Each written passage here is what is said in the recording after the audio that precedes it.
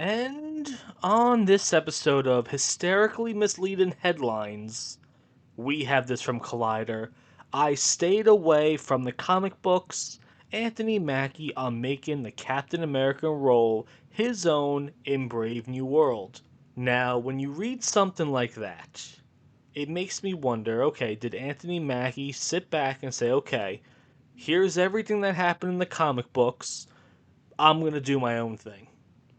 And I've heard that before. I always use John Bernthal as an example. When he got the role of the Punisher, the story is that he went to a comic book shop, he bought all of these books, and the guy ringing him up noticed who he was, and they got into a conversation about him being the Punisher, and he said, no, no, no, don't read these books, read these. And instead he gave him a different stack of comic books to read of how to really embody what the Punisher really is. Now, I don't think, as crazy as it sounds, actors should really do a lot of research when it comes to playing a popular IP because they don't have the final say.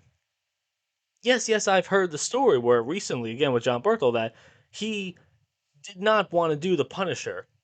He didn't like some of the things that they wrote with him in the new Daredevil show, so he put his foot down and said, "No, no, no, no, no, we're doing it this way." And so that's what I've heard the reports rumored about this are. But does it matter? He's an actor. He's expendable. If the studio tells you, okay, this is your role now as the Punisher, he's going to say, okay, well, do I want to make money or do I not want to make money? So I looked at this headline here and it says, okay, Anthony Mackie making the Captain America role his own. It makes me think, okay, Anthony Mackie said, okay, I'm going to do it this way. I'm not going to do anything the comic book said. I'm going to do my own thing. But that headline is only skin deep because it shows the conversation he had with Collider. You played the character for over a decade now, but this being your first solo film, did you turn to any comics for inspiration? No, I literally just focused on the script. Yeah, that's that's kind of what I would do. If anything, the Marvel writers and directors should be the one that are absorbing every single bit of comic book knowledge and going to the experts before writing these scripts. That's kind of how it should be. Like I said before, I don't think any research is necessary with any of these roles. Like I've seen with Doctor Strange, he was in a makeup chair and he was reading a Doctor Strange comic book, and Brie Larson was reading a Captain Marvel book. It's like, okay, so you're reading the books, but you're not the director. If Sam Raimi told Benedict Cumberbatch, "Hey, I want you to do it this way," and he says, "Oh, whoa, hold on a second. In the comic book, it happened this way," Sam Raimi could say, "Okay, well, I'm the director, and this is what I'm telling you to do." What is he gonna do? Stand on principle? No, he's gonna shut up and do his job. But back to this quote.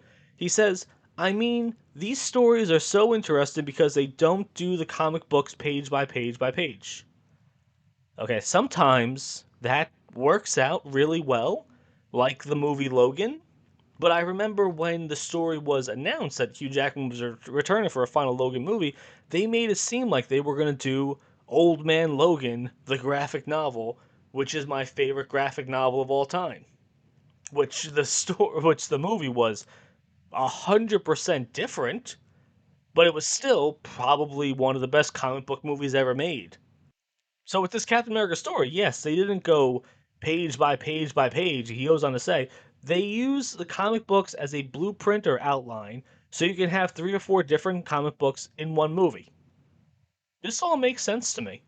I read this headline and just I was gonna tear this guy apart, but he makes a lot of sense here. So I stayed away from the comic books and just utilized the script and the story in the background that we've created for Sam Wilson to develop him into the Captain America he is in the movie. That's that might be the best answer anyone could ever give. Hey, did you read a lot of comic books going into this? No, I literally just read the script that they gave me. Because Anthony Mackie, like I said, is just an actor. He's not a producer. He's not an executive producer. He's not in charge of Marvel. He's not the director. He's not anything.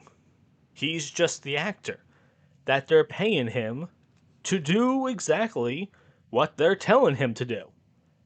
So I think when it comes to research and developing these things and learning all the source material, it should all be on the studio.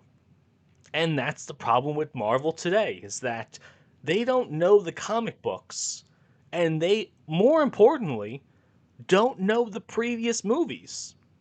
Isn't it kind of crazy that the Eternals, which I think the biggest world-ending stakes we've ever seen, the biggest the biggest changes in the entire Marvel universe were from that movie, and the movie was an absolute flop, left on a cliffhanger, and we're never gonna see how this story ends.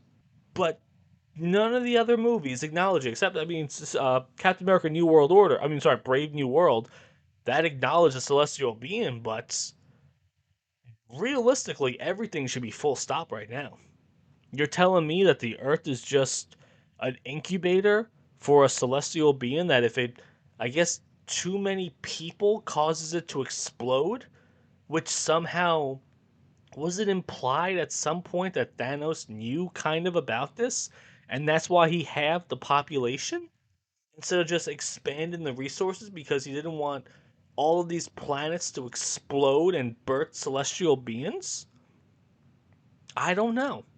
I realistically don't know. But back to this before I go off on a different rant, though. Yeah, he stayed away from the comic books. That makes sense to me. I read this headline. I'm like, this is going to be really stupid. We're going to get Anthony Mackie talking about culture and his own personal experiences and how he tailored the character. It's like, you're not in charge of anything. And it seems like he acknowledges that he's just an actor and he just focused on the script. So, you know what? As crazy as it sounds, and yes, this movie did terrible in the box office, he said the right things here. So I don't exactly fault him for it. I do fault Marvel though. As hysterical as it sounds though, because now we have the new Avengers, and I think I heard Sam Wilson's gonna be leading them. It's like, why would he be leading them? Elaine is leading them. Or he's gonna form his own, so it's gonna be the new Avengers and the newer Avengers, and then we have the young Avengers, and I don't know. Why am I? If Marvel isn't gonna bother trying to figure this out, why should I? But in the end, what do you guys think about that? Is the future set, or is there room to sway? Can I rewrite the end, break through the gray? For once in my life, I'm not chasing regret. I'm running to save her from a fate set. One chance, one choice, one twist in the night.